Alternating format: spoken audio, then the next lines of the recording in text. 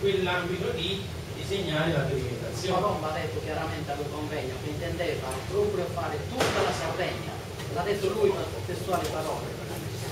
Quella possibilità giunge fino a pensare all'intero territorio, perché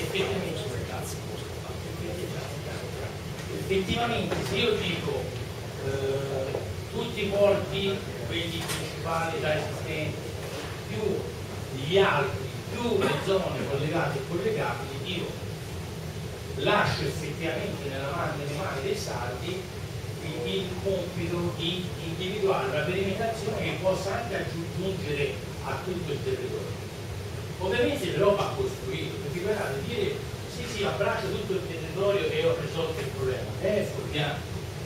Cioè, insomma, perché dicevo libertà e responsabilità? Perché è arrivato il momento di, è arrivato il momento di prendersi la responsabilità anche di scontentare qualcuno, perché io qui la zona industriale non ce la voglio fare, perché secondo me non è strategica, qui la voglio fare questo tipo di zona industriale, voglio premiare, non so, green economy piuttosto che, o ricerca piuttosto che, o turismo piuttosto che, o servizi piuttosto che, ma è il momento di fare delle scelte non contentano tutti, perché se no io uso la zona franca come simulacro, e perché, guardate, pensare male si fa peccato, ma perché probabilmente non è stata effettivamente utilizzata appieno?